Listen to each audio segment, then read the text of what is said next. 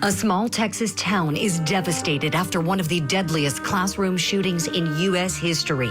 19 kids and 2 teachers fatally gunned down inside a locked classroom. Now, investigations are underway into the response to this shooting.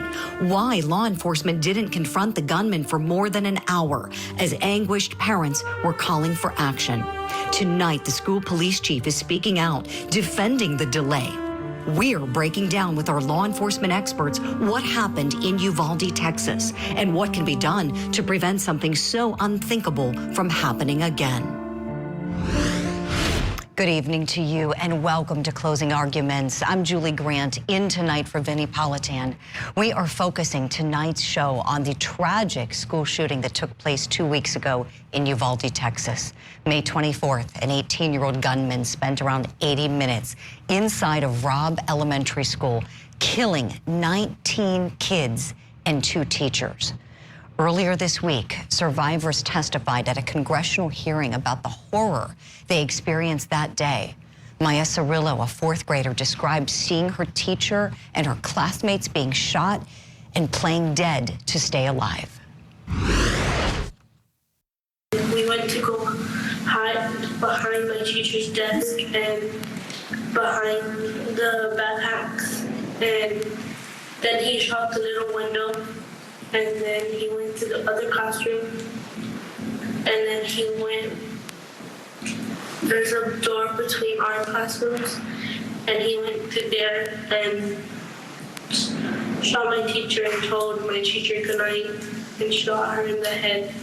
And then he shot some of my classmates and the whiteboard. When I went to the backpacks, he shot my friend that was next to me, and I thought he was going to come back to the room, so I grabbed the blood and put it all over me. And what did you do then when you put the blood on yourself? Just stay quiet, and then I got my teacher's phone and called 911. Now, the Justice Department will conduct a critical incident review of the law enforcement response to the shooting. And one of the big questions that needs to be answered, why did more than an hour's time pass from when the first officers followed the shooter into the building to when the shooter was killed? In the meantime, parents outside begging police to rush in, panicked children calling 911. Police Chief Pete Arredondo has been criticized for his response to the massacre, and he is now responding for the first time to questions about why there was such a delay in getting the gunman neutralized. Chief Arredondo says he didn't consider himself the incident commander. He told the Texas Tribune that he assumed someone else had taken control of the law enforcement response, and he contends that no officer at the scene hesitated to put themselves in danger. He told the Tribune that, quote, not a single responding officer ever hesitated, even for a moment, to put themselves at risk to save the children. We responded to the information that we had and had to adjust to whatever we faced. Our objective was to save as many lives as we could. In the extraction of the students from the classrooms by all that were involved, saved over 500 of our Uvalde students and teachers before we gained access to the shooter and eliminated the threat, end quote. We have a very special guest joining us tonight. He is in Austin, Texas. He's a reporter for the Texas Tribune. James Barragan is joining us. James, good evening to you. Thank you so much for your time tonight. Thank you for having me on the show. James, could we start with how Chief Arredondo talked to you about never thinking he was the incident commander, but in reporting that's been out there, he's been named as such. What can you share with us about what he related to you, please? Yeah, I think that's one of the main topics that he wanted to touch on. Obviously, there's been major criticism of the incident commander and the incident commander's role in delaying a breaching of the classroom and issuing some type of order. Arredondo wanted to make clear in his interview with us that he never considered himself the incident commander and that he never issued an order. So he said if anybody was standing down on someone's order, that order did not come from me. And I think, another one of the things that he talked to us about was that he had left his police radios. That's been another of the topics that's received a lot of criticism and has been the topic of conversation. But I think it stands to reason that if he had left his radios behind, whether or not that is the right call or not, and there is criticism from law enforcement experts about that being the wrong call, but his point is if he didn't have his radios, how was he issuing orders? Right. So that supports his position that he did not believe he was the commander. And correct me if I'm wrong, please, James, but was the rationale behind leaving the radios behind so that he could have both hands to hold his duty weapon? That's correct. When he told us that when he arrived at Robb Elementary, he believed he was the first officer on the scene. And so he wanted to have both of his hands on his gun and run into the school as soon as possible to confront the gunman. He said he wanted to have both hands on his gun because that is the most accurate way to fire off a shot. And so he made the decision, and he's acknowledging it, to leave behind his police and his campus radios. Now, of course, that left him open to not being able to communicate with anybody else on the scene, not having communications with anybody else that was outside the scene and maybe could have directed issues. But that is the decision he made, and I expect that will be a bigger part of the conversation as we move forward in this investigation. Certainly, James. Just an excellent piece that you put together for your newspaper, the Texas Tribune. And one of the big questions that you were able to answer through your reporting and through this exclusive interview with the chief was about the door being locked. He told you it was locked. What did he say, please? Right. So that's been another one of the major topics of conversation about they waited for more than an hour. Why couldn't they just break the door in, as we see police do in the newspapers and in TV shows? His response is that he had actually checked the door to try to see if he could get in and found the door to be locked. Now, this is an interesting point. This is not something that we at the Texas Tribune have been able to corroborate, but this is his account. But that points to the fact that some of the measures that we have taken as a society to prevent against active shooters actually work against police officers in this instance. So the way those doors work, they're specially designed so that if you're inside the classroom, you're a student or teacher, you're very, very safe. And a shooter from outside, it's very difficult for them to break in and try to shoot up a classroom. But once the gunman entered the classroom, Arredondo says, that sort of turned the tables and made the law enforcement.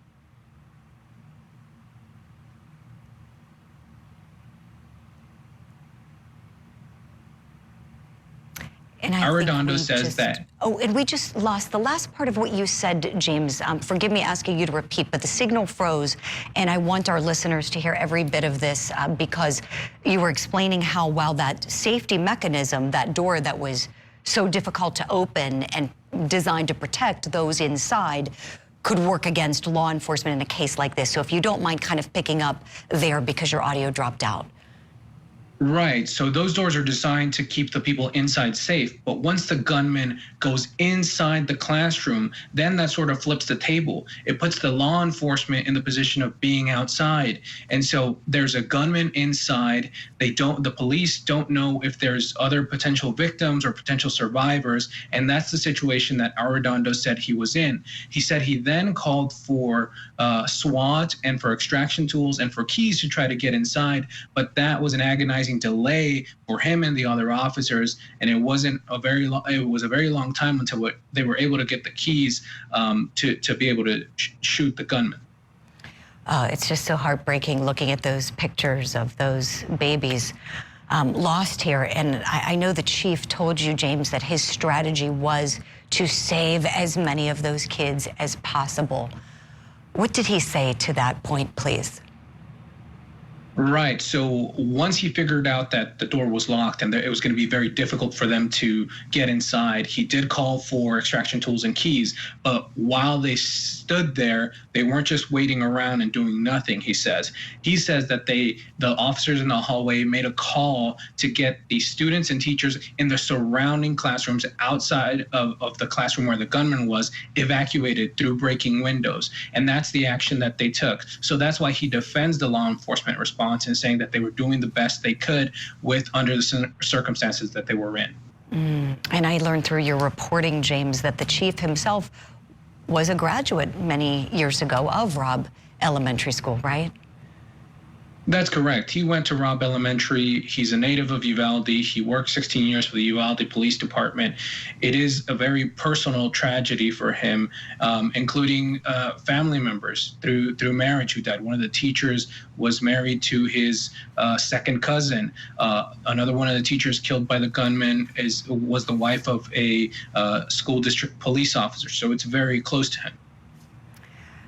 Understandably so. And I know through the piece you did, which is just excellent, you really took a deep dive into this issue, not only getting Chief Arredondo's perspective and what he says happened from his point of view, but also in conducting interviews with your own law enforcement experts to assess what he did. What did they share with you in terms of analyzing what he did on that day? Right. So I think readers and your viewers would be right to take Arredondo's account with a grain of salt. We ran what he told us through law enforcement experts. And while they saw his point, they still were very critical. They said that leaving behind his police radios was a critical mistake. Not setting up a clear incident command was also a clear mistake. And they were critical of the decisions that he has made. He's tried to explain the reasons why he did the things that he did. But overall, 6 out of the 7 law enforcement experts that we spoke to said that he made critical mistakes. It's just tragic, and everyone's hearts are so heavy with this news. You're there doing so much reporting on this incident surrounding it. I wanted to just give you this opportunity. We're grateful for your time tonight answering our questions about your interview with the chief. Is there anything else that's really important to know, James, that you think we should be asking you, that we haven't so far tonight, that you think our viewers and listeners around the country would want to know about this incident in Uvalde? Well, I think that the police chief, in giving us this interview, he recognized that this has become an incident of national attention and that he's received a lot of scrutiny. He wanted to contextualize the information and the response so that people outside of Uvalde, outside of Texas, would understand why they made the decisions that they made. I think there are still clearly open questions, and I think that the scrutiny will continue. But one thing to remember is that outside of the Texas Department of Public Safety, which has put out some information, some inaccurate information, and then had to take it back, Pete Arredondo is the only law enforcement official that has publicly told his side of the story as of now. And I think that is something worth remembering. He wants to put it on the record. He's putting his name on it. And these are the words that he's giving us. And he shared it with you. James Barragan, thank you so much for your time tonight and for your excellent reporting on this. Thank you. What I want to do now is bring in 2 of our law enforcement experts guests joining us tonight on the program to weigh in on all these new details we're learning, in particular what we were able to glean from that interview that our last guest did with the chief there in Uvalde. We have with us in Nashville, Tennessee, retired police sergeant Melissa Pinkleton is on the show, and joining us in Atlanta, Georgia, former police officer and sheriff's deputy and former police investigator Joe Ested. Great to see you both. Thank you for your time tonight. Sergeant, I'll begin with you, if I may, please. Tell me, what jumped out at you the most in the new information that the chief was sharing about things from his perspective with the Texas Tribune? Thank you for having me. I appreciate it. What stood out to me most is, in all of my years of law enforcement, his statement is one of the most incredulous things I've ever heard. When you're going to an active shooter situation, the most important thing, aside from your weapon, is your radio. because it is the way that you communicate with all of the other people on the scene and all of the other EMS and anybody else. And I want to explain something for your viewers. We keep hearing incident command. I think a lot of the public doesn't know what incident command is. So incident command is a module that has been set up nationwide by police departments for major incidents. A lot of times it'll be done for parades, it'll be done for other major events that are planned, but this is an event that absolutely incident command should be set up. And the person responsible for incident command usually is the first person on the scene until a supervisor shows up. So you have the chief of police that is saying that he is responding to an active shooter situation and didn't bring his radio so he could hold his gun better. I don't care if I had to stuff the radio in my shirt or in my pants.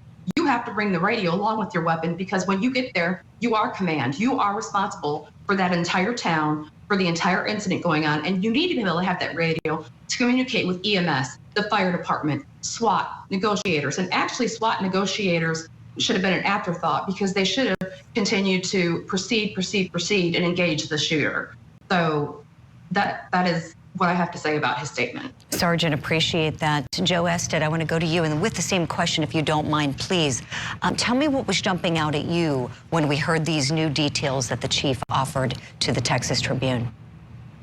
Thank you for having me on the show again. I don't mean to reiterate and repeat what the sergeant said, but she is absolutely correct. The most important thing is your radio, your equipment. He's the first officer on the scene, and he doesn't even know that he's in command. It's a total lack of police protocol, police responsibility. We're talking about the chief of police. If anybody knows the procedures, it should definitely be him. We had children in there that was getting murdered. And you mean to tell me he took 70 minutes to break into that classroom?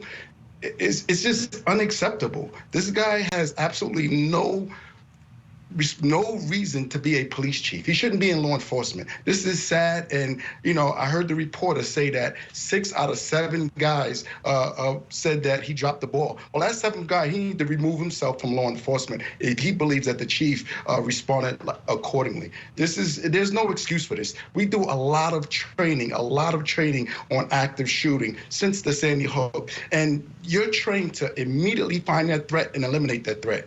Now, I get it. It's an active shooter. I understand lives might have been lost anyway if they responded correctly, but he definitely could have minimized the amount of lives lost if he would respond like he should have responded.